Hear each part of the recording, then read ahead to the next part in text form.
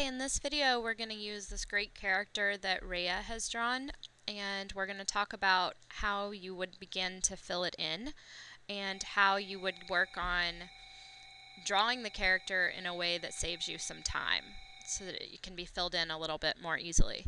So I'm going to use the direct selection tool. I'm going to tear that off, put that over here, and I'm also going to use the pen tool. We're also going to learn about the scissors.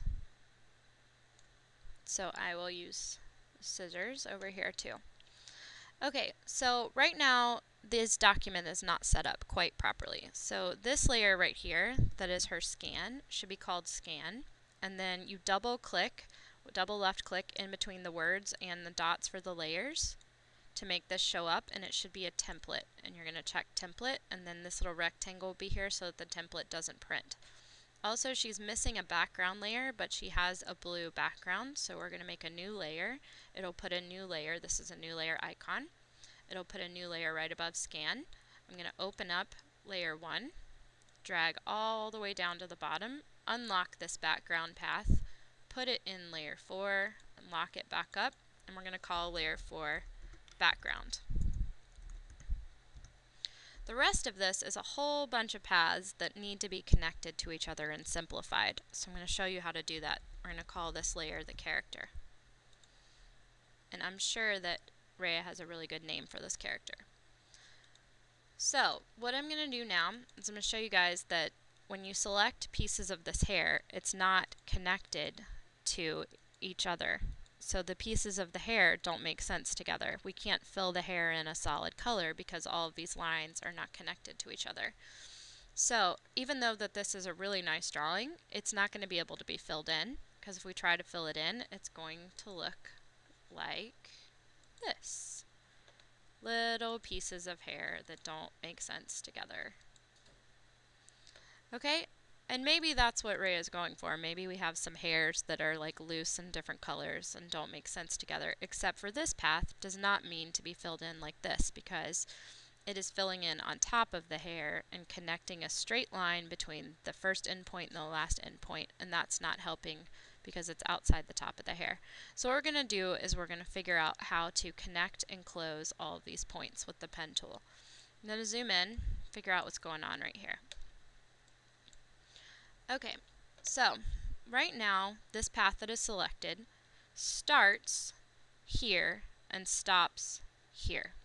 So we are going to continue by hovering over with the pen tool so we have the continue mark, and then we're going to close up here to connect it to that point. Now this point starts here and stops here. Continue, close. Now that's connected. So the path now goes from here all the way through to here. These are all connected. So now I'm going to continue. This little section right here is so close together, these two anchor points are so close together that we're going to use a different method to continue and close. So we're going to take the direct selection tool. When we hover over this point, that anchor point is white, which means it's not selected. So I'm going to select it, and then I'm going to hold down shift and I'm going to select the other one so that they both are blue when I hover over them. Draw over them, and I'm going to hit Control J, and it will join them together. If you don't remember that, you can draw over the two selected endpoints with the direct selection tool, because the direct selection tool selects points and the regular black selection tool selects paths. So we want to select both endpoints so that they're blue. We want to go to Control J, or Object, Path, Join. Now we've stopped right there, so we can do the same thing. We can continue and close, but if it's too close together to continue close, you can either, with the pen tool, you can either go zoom in really close with the magnifying glass so that it's a little easier to see where to continue and close, or you can go and select both to Object, Path, Join with the direct selection tool. So I'm going to zoom out, Control minus. Now we've gotten the hair so that it goes from here to here. So what I'm going to do is I'm going to show you how to continue all the way around this sleeve, because this sleeve is going to be filled in a different color. So you have to tell the program that you would like the sleeve layer to be on top. That path needs to be on top, overlapping the hair. So we are going to continue the hair.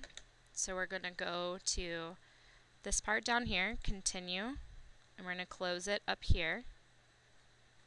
If you have trouble finding it like I am, you're going to have to zoom in a little bit to figure out that is the point you want to select. So it's going to be continued from there, and then you can, I was using the arrows, so I'm going to scroll instead of using the arrows, and then you can close down here. So continue, close.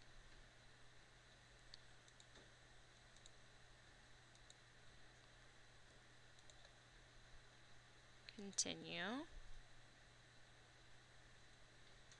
Might have to zoom in because it's getting caught up in the sleeve.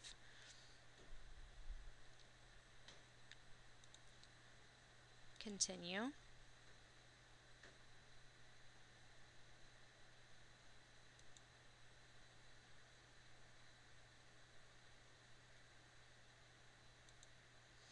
Alright, so in this instance, I want to get this anchor point, and I want to start over again down at the bottom.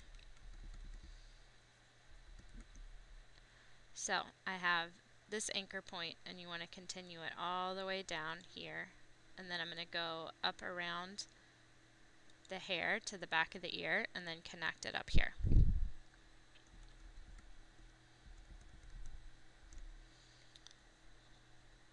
Alright, so that is the first step, is using the scissors, the direct selection tool, and the pen tool to continue your paths and close them all the way around. So I have the hair going from here all the way down to here. It needs to go all the way around in order to make a solid shape that we can fill in. And the same thing is going to need to be done with the shirt, and the same thing is going to need to be done to connect the sleeve right here.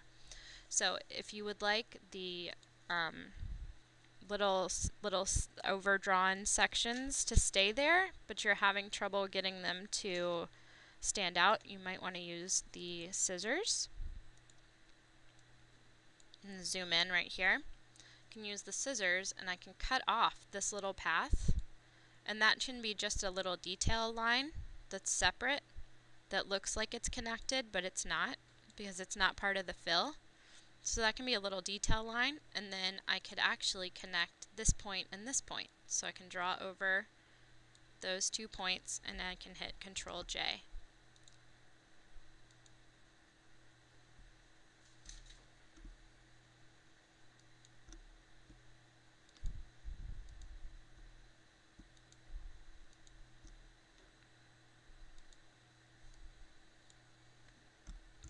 Control J, join. Okay, and then I can put this little piece back so it looks like it touches, but it doesn't really. It's just a detail line. So you can use the scissors. Now we have this shirt that goes from here to here. This is a detail line on the sleeve. The detail line is going to have to be on top. Now this line for the bottom of the shirt is going to have to go around behind the musical instrument and connect to the back of this shirt.